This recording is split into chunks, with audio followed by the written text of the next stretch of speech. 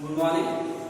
Last class లో సాగదీసిన తీగలో స్థిర తరంగాలు ఏర్పడటము నేర్చుకున్నామండి. సో సాగదీసిన తీగలో స్థిర తరంగాలు ఏర్పడినప్పుడు ఫలిత స్థానభ్రంశము y = 2a sin kx cos omega t అని చెప్పుకున్నామండి. సో k అనేది ప్రసారణ స్థిరాంకం అని చెప్పుకోవడం జరిగింది. k = 2π/λ. For example, x = 0. So y ఏమవుతుంది 2a sin k into x = 0 cos omega t అంటే that is equal to ఏమవుతుందండి y = 0 sin 0 0 కాబట్టి y = 0 అవుతుందండి. x = λ/2 y = 2a sin k అంటే 2π/λ into x అంటే λ/2 into cos omega t that is equal to λ కి 2 sin pi value 0 అయింది. అంటే x = 0 λ/2 λ 3λ/2 2λ so బిందువుల వద్ద y = 0 అంటే x అనేది 0 λ/2 λ 3λ/2 2λ బిందువుల వద్ద y అనేది ఏమవుతుందండి 0 అవుతుందండి. అంటే ఇక్కడ చూడండి, for example it is the way ఇది అనేది ఒక తరంగముగా భావిస్తే ఇది x = 0 బిందువు అండి, ఇది λ/2 బిందువు అండి, ఇది λ బిందువు అండి. అంటే ఇక్కడ నుంచి ఇక్కడ దూరం ఏమవుతుందండి λ అవుతుందండి. అలాగే λ/2 అవుతుందండి. ఇక్కడ నుంచి ఇక్కడ దూరం ఏమవుతుందండి λ/2 అవుతుందండి. అంటే ఈ బిందువుల వద్ద మనము ఇక్కడ 0 అండి, మళ్ళీ మీ పొజిషన్కి వచ్చిందంటే ఈ బిందువు వద్ద y = ఎంత 0 అండి. అలాగే ఈ బిందువు వద్ద వచ్చిందంటే y వాల్యూ ఎంత అవుతుందండి 0 అవుతుందండి. అంటే 0 λ/2 λ 3λ/2 2λ సో బిందువులు తీసుకున్నాం అనుకోండి. అటువంటి బిందువుల వద్ద స్థానభ్రంశము y వాల్యూ అనేది ఫలిత స్థానభ్రంశం కదండి. y అనేది ఏంటండి ఫలిత స్థానభ్రంశం కాబట్టి y వాల్యూ 0 కాబట్టి ఏమవుతుందండి ఆ బిందువుల వద్ద స్థానభ్రంశం అనేది ఉండదు. అటువంటి బిందువులు ఏమంటారట అస్పందన బిందువులు అంటారండి. ఏ బిందువులు అంటారు అస్పందన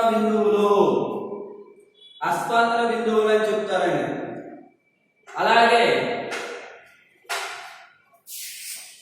x = λ/4 3λ/4 5λ/4 ఎలాంటి బిందువులు తీసుకున్నాం. λ/4 అంటే దీనిలో సగము. y వాల్యూ ఎక్కడండి గరిష్టం అవుతుందా, y అనేది మాక్సిమం. అలాగే λ/4 ఇది 3λ/4 అండి. అలాగే నెక్స్ట్ వచ్చింది అనుకోండి ఇది 5λ/4 అవుతుందండి. ఇటువంటి బిందువుల వద్ద ఏమవుతుంది y అనేది మాక్సిమం. y అనేది ఏమవుతుందండి మాక్సిమం అవుతుందండి. కాబట్టి బిందువుల వద్ద y విలువ గరిష్టము. అటువంటి బిందువులు ఏమంటారండి ప్రస్పందన బిందువులు. అటువంటి బిందువులు ఏమంటారు ప్రస్పందన బిందువులు. అటువంటి బిందువులు ఏమంటారండి ప్రస్పందన బిందువులు అని చెప్తారండి. సో ఇక్కడ తీసుకుంటే అస్పందన బిందువులు అంటే ఏంటంటే ఏ బిందువు వద్ద స్థానభ్రంశము కనిష్టముగా ఉంటుందో, కనిష్టమే 0, అటువంటి బిందువుల్ని అస్పందన బిందువులు అంటారండి. స్థానభ్రంశము 0 కలిగిన బిందువులను అస్పందన బిందువులని, స్థానభ్రంశము గరిష్ట బిందువులు అంటారండి. ప్రస్పందన గరిష్టము, స్థానభ్రంశము గరిష్టమైతే ప్రస్పందన బిందువు, స్థానభ్రంశము కనిష్టమైతే అస్పందన బిందువు అంటామండి. సో దీనిలో మీకు తెలుసుంటారు అస్పందన బిందువుకి ప్రస్పందన బిందువుకి గల తేడా. అస్పందన బిందువు వద్ద స్థానభ్రంశము కనిష్టము, ప్రస్పందన బిందువు వద్ద స్థానభ్రంశము గరిష్టము. సో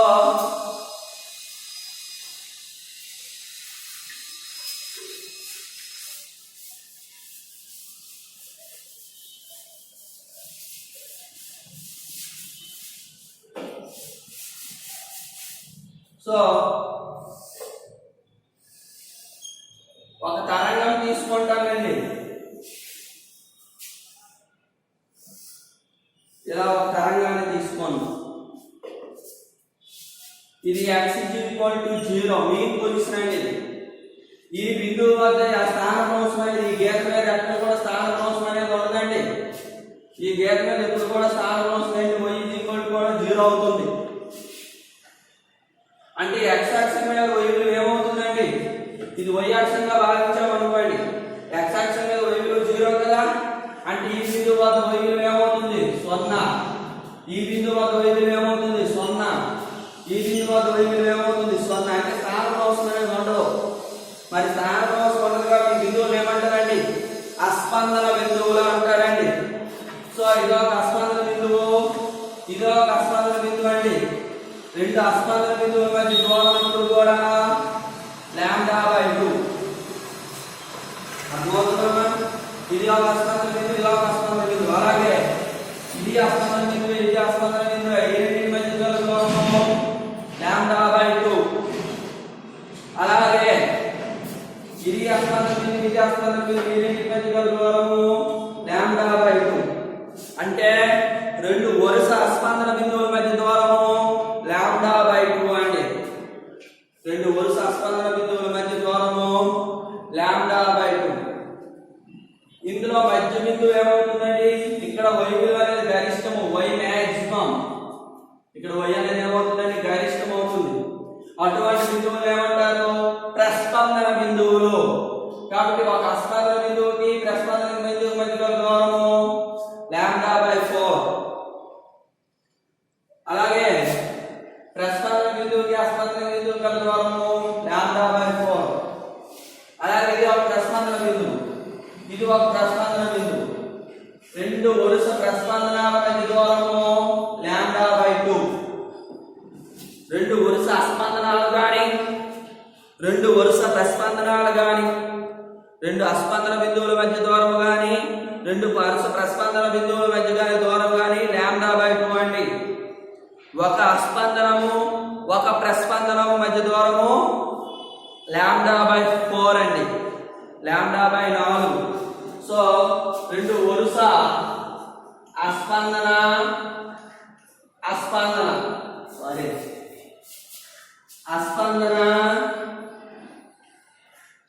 వరుసగా ఉన్న అస్పందన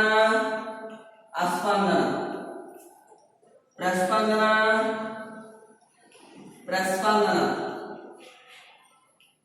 ఈ రెండింటి మధ్య దూరము λ/2 అండి. ఒక అస్పందన ఒక ప్రస్పందన వీటి మధ్య దూరము λ/4. ఓకేనా? Next one.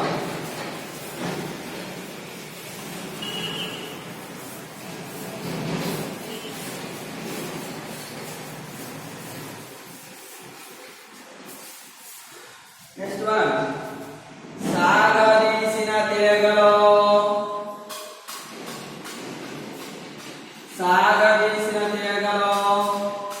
కంపన రేఖలు, సాగదీసిన తీగలో కంపన రేఖలు. ఒక రెండు వైపులా ఎల్ పొడవు కలిగిన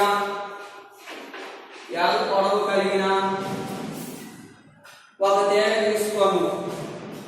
ఈ L పొడవు కలిగినటువంటి తీగని రెండు వైపులా స్థిరముగా బిగించానండి. ఎప్పుడైతే రెండు వైపులా స్థిరముగా బిగించానో ఈ L పొడవు కలిగిన తీగని రెండు వైపులా స్థిరముగా బిగించి దాని పొడవుకు లంబంగా బిగించినట్లయితే దాని పొడవుకు లంబంగా రెండు వైపులా బిగించాను, మధ్యలో తీసి లాగాను అంటే ఏమవుతుంది? తీగ అనేక ఉచ్చులతో తంపనాలు చేస్తుందండి. తీగ అనేక ఉచ్చులతో తంపనాలు చేయడం ప్రారంభిస్తుంది. సో తీగ అందులో ఫస్ట్ పాయింట్, తీగ ఒక ఉచ్చుతో కంపింపజేసినప్పుడు, ఒక ఉచ్చుతో కంపింపజేసినప్పుడు తీగ ఒక ఉచ్చుతో కంపింపజేశాను. ఐ మీన్ ఒక ఉచ్చు అంటే ఇలాంటి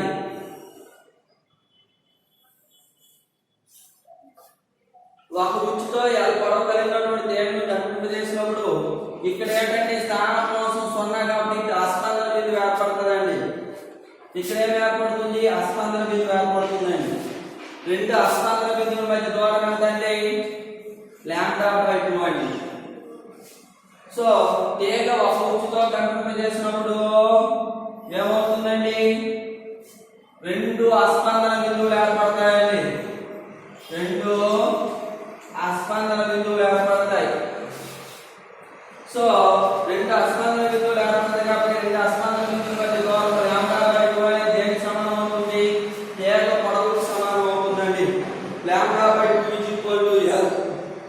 దీని నుంచి λ/2 L అయితే λ ఎంత అవుతుందండి?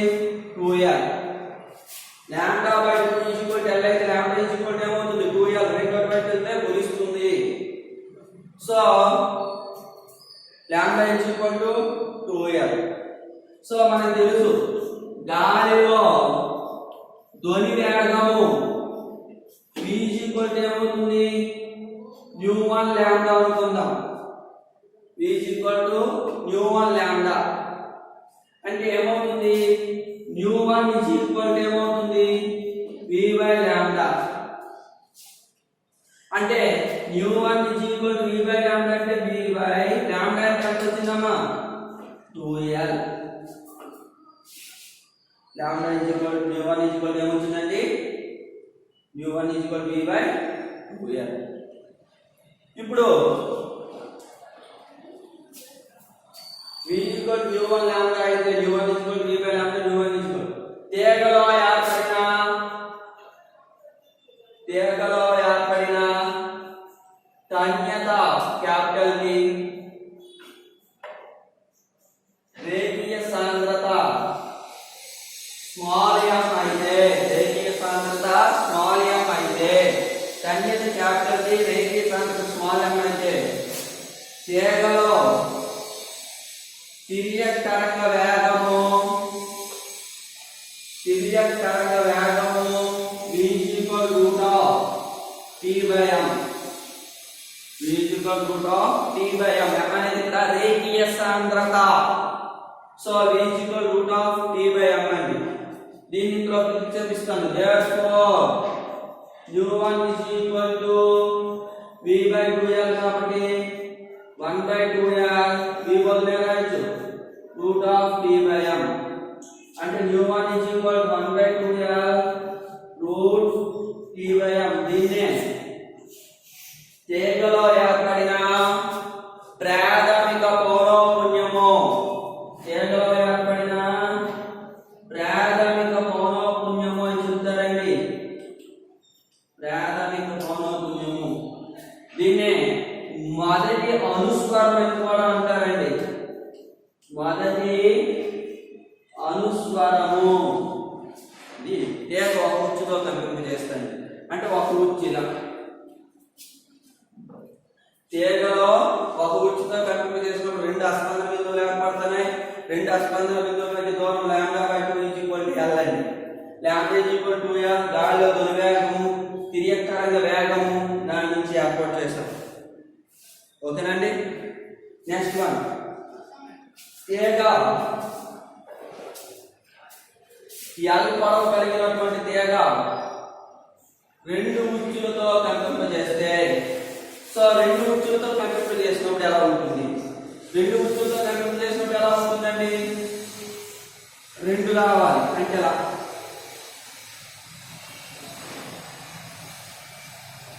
తీగ పొడవండి ఎల్ పొడవు కలిగిన తీగ తీసుకోవడం మళ్ళీ రెండు ఉచ్చులు ఏర్పాటు చేసాం. ఎన్ని అస్తంభ బిందువులు ఏర్పడ్డాయి? 1 2 3. అంటే ఈ రెండింటి మధ్య దూరం ఎంత? λ/2. ఈ రెండింటి మధ్య దూరం ఎంత? λ/2. అంటే ఎన్ని అస్తంభ బిందువులు ఏర్పడ్డాయి? 3 అస్తంభ బిందువులు ఏర్పడ్డాయండి. 3 అస్తంభ బిందువులు ఏర్పడ్డాయి కాబట్టి తీగ పొడవు L ఏమవుతుంది? λ/2 ప్లస్ λ/2 అంటే ఏమవుతుంది? L 2λ/2 అంటే λ ఏమవుతుంది? 2l/2 అంటే ఈ రెండింటి వైపు తీసుకొని వచ్చాను. 2 ఈ l అవుతుంది. ఇక్కడ 2 గుణిస్తుంది కాబట్టి ఇక్కడ భాగిస్తుంది. అంటే 2l/2 వచ్చిందండి.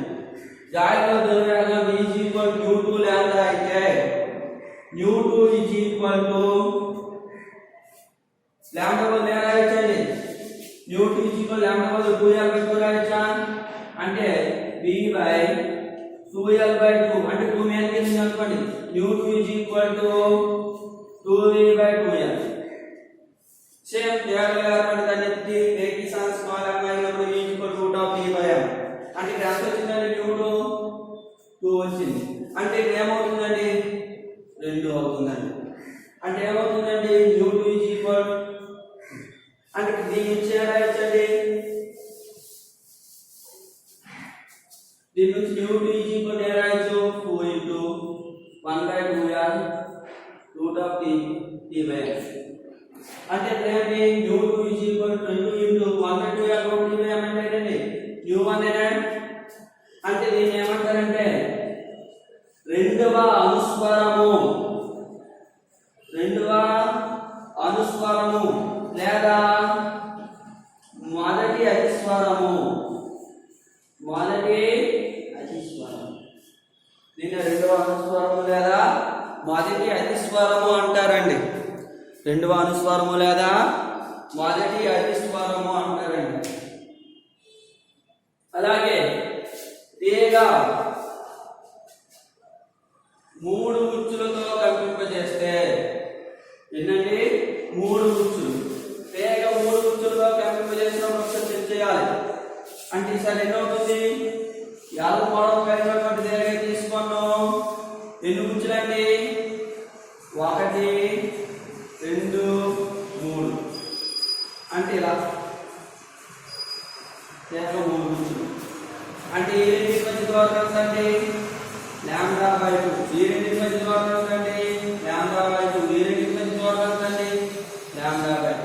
ఎన్ని అస్తంభ బిందువులు ఏర్పడ్డాయి? 1 2 3 4. ఎన్ని అస్తంభ బిందువులు ఏర్పడ్డాయండి? 4 అస్తంభ బిందువులు ఏర్పడ్డాయండి. ఎన్ని ఏర్పడ్డాయి? 4. అంటే λ/2 ప్లస్ λ/2 ప్లస్ λ/2 అంటే 3 λ/2 అవుతాయండి. అంటే ఎంత వస్తుందండి? 3λ/2. అంటే ఏమవుతుందండి? λ 2l/3. గాలిలో ధ్రువవేగం v 3 వచ్చు కాబట్టి ν3λ అనుకోండి. అంటే ν3 2l/3 అంటే ఎంత వస్తుందండి? ν3 3v/2l. అంటే ఇక్కడ ఏమవుతుంది? తీగలో ఏర్పడిన సంఖ్యది రేఖీయ సాంద్రత స్మాల్ m అయినప్పుడు తీగలో తీర్థాన్ని కానీ v √t/m అండి. అప్పుడు ν3 ఏమవుతుంది?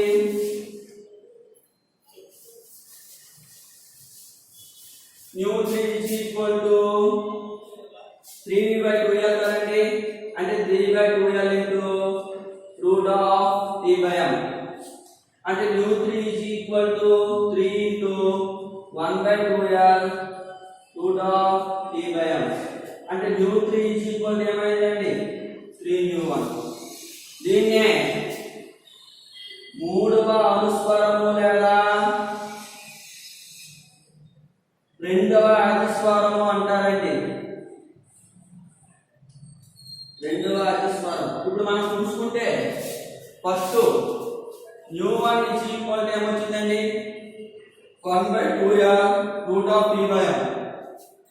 న్యూ 2 ఈజ్ ఈక్వల్ టు ఏమొచ్చిందండి 2/2r root of t by m. Nu 3 is equal to ఏమొచ్చిందండి 3/2r root of t by m. అలా సోమ్ తీసుకోండి. న్యూ p అంటే t ఉచ్చుతో కడిపి చేస్తుంది అంటే ఎంత వస్తుందండి p/2r root of t by m అవుతుందండి. అంటే ఎన్ని ఉచ్చులు అయితే అన్ని గుణకాలు అవుతాయండి. ఇది ప్రారంభిక పౌనఃపున్యం అండి. ప్రారంభిక పౌనఃపున్యానికి ఇంకో గుణం అంటే nu 2 is equal to nu 1 3 nu 1. So ఇదేమవుతుంది p న్యూ 1. అంటే ఇక్కడ ఏమవుతుందండి ప్రాథమిక పౌనఃపున్యానికి వేరు వేరు గుణిజాలు వస్తున్నాయి. 1 2 3 సో p వరకు వస్తాయి. అంటే ప్రాథమిక పౌనఃపున్యానికి గుణిజాలుగా కలిగిన పౌనఃపున్యాలను ఏమంటారట అనుస్వరాలు అంటారండి. ప్రాథమిక పౌనఃపున్యానికి గుణిజాలుగా కలిగిన పౌనఃపున్యాలు ఏమంటారు అనుస్వరాలు. చెప్పాను మొదటి అతిస్వరము రెండవ అనుస్వరము మూడవ అనుస్వరము మొదటి అతిస్వరము రెండవ అతిస్వరము అని చెప్పుకున్నాం. అంటే ఇప్పుడు ప్రాథమిక పౌనఃపున్యం ఇది, దాని గుణిజం 2 3 4 ఇవన్నీ కూడా ఏమవుతాయి అనుస్వరాలు అవుతాయండి. ప్రాథమిక పౌనఃపున్యానికి గుణిజాలుగా కలిగిన పౌనఃపున్యాన్ని అనుస్వరాలు అంటారండి. ఈ అదనపుగా కనిపించే పౌనఃపున్యాన్ని ఏమంటారంటే అతిస్వరాలు అంటారు. అందుకోసం ఇక్కడ 2 న్యూ 1 చెప్పినప్పుడు దీన్ని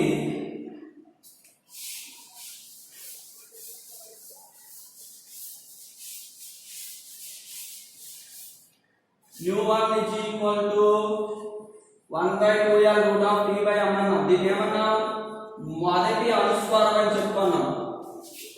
న్యూ 2 is equal to ఏం చెప్పాను 2/2r root of t by m అని చెప్పాను. దీన్ని ఏమన్నా రెండవ అనుస్వరము లేదా మొదటి అతిస్వరము. అలాగే న్యూ 3 చెప్పాను. న్యూ 3 is equal to ఏంటి 3 న్యూ 1. దీన్ని ఏమంటాం మూడవ అనుస్వరము లేదా రెండవ అతిస్వరము. ఇది మూడవ అనుస్వరము లేదా రెండవ అతిస్వరము. అలాగే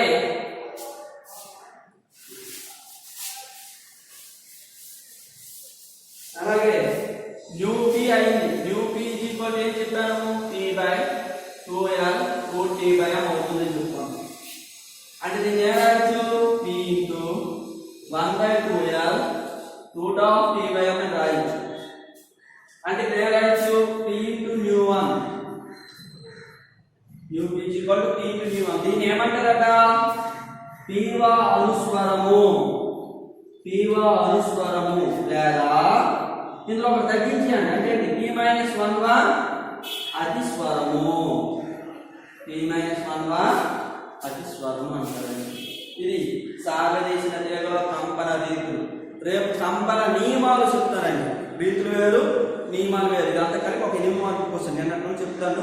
రేపు క్లోజ్ అవుతూ ఒక 8 మార్కుల క్వశ్చన్ అండి. Thank you.